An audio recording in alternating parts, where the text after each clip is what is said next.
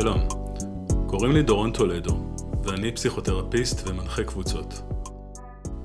במסגרת השנים שאני לומד ומתפתח כמטפל וכאדם, אני מוצא את עצמי ניצב עם רגל אחת במערב, בתיאוריות ובגישות הפסיכולוגיות שצמחו והתפתחו באירופה ובארצות הברית, ורגל שנייה במזרח, בעולמות הפסיכולוגיה הבודהיסטית, המיינדפולנס, הזן והדאו. אחד הסמלים המרכזיים בבודהיזם הוא גלגל החיים הבודהיסטי, או בסנסקריט באווה צ'קרה, ואני רוצה לנסות לעשות לו כאן סוג של תרגום ואדפטציה לעולם הטיפול הפסיכותרפי, כפי שאני פוגש אותו בקליניקה. חשוב לי לציין שאני לא מורה לבודהיזם ולא מציב את עצמי כאן כמומחה לתחום. אני אנסה לשתף כאן במחשבות שלי על הזיקה שבין העולמות האלה, או השפות האלה של הפסיכותרפיה ושל הבודהיזם, כפי שאני מבין אותן וכפי שהן באות לידי ביטוי להבנתי במפגש הטיפולי ובחוויות החיים של האדם המערבי. אני מקווה דרך זה להצליח ולהרחיב במשהו את מבט העין על עולמות הנפש והתודעה ועל ההתמודדות האנושית שלנו בעידן המודרני הנוכחי. אז ברוכים הבאים לפרק הראשון של מבט בין עולמות, גלגל החיים הבודהיסטי במרחב הטיפול הפסיכותרפי.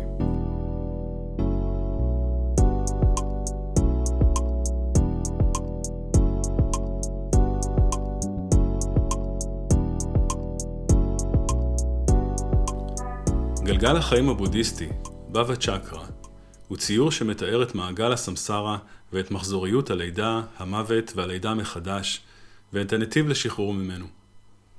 אני לא מתיימר ללמד כאן את הלימוד הבודהיסטי. את זה אני משאיר בצניעות למורים גדולים ממני. אני אנסה לשתף כאן את המחשבות שלי, שמדפדפות ומתכתבות בין העולם הבודהיסטי לשדה הטיפול הפסיכותרפי, על מגוון החוויות האנושיות שבו כפי שאני פוגש בהן בקליניקה. אני אדבר כאן על 6 ממלכות התודעה המתוארות בגלגל, ועל האופן בו להבנתי הן עשויות להופיע ולהתבטא בחיים המערביים שלנו במאה ה-21 ובמפגש הטיפולי. אפשר להתייחס אל הגלגל באופן קוסמולוגי, כלידה והתגלגלות ממשית בעולם כזה או אחר, ויש אסכולות מסוימות שמפרשות את זה ככה.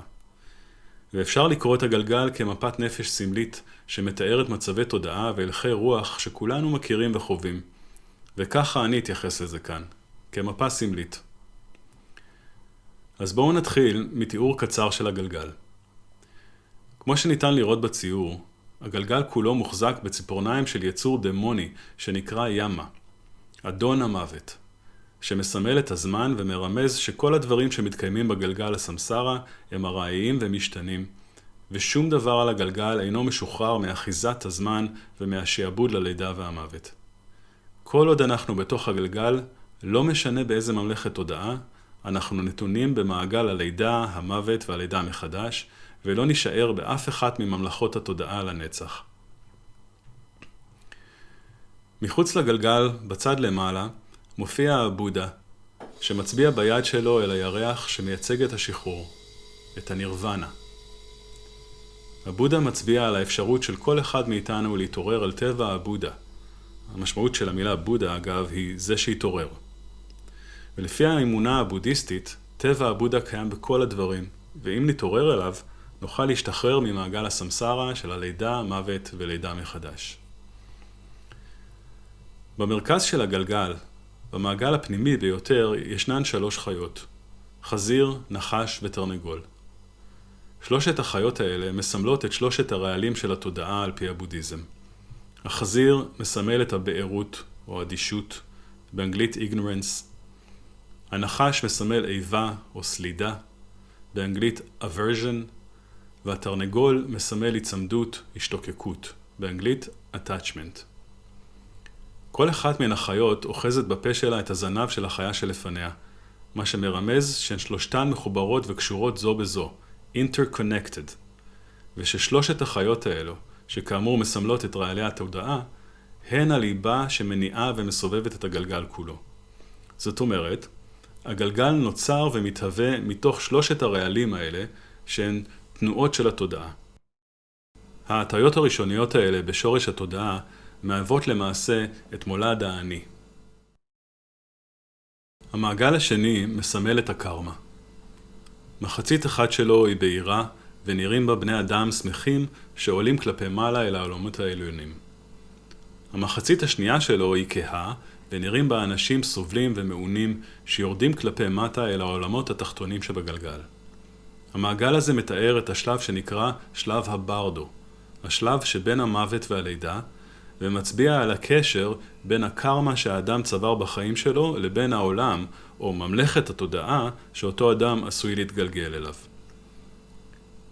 המעגל השלישי שבגלגל מתחלק ל6 עולמות, שהם 6 ממלכות תודעה.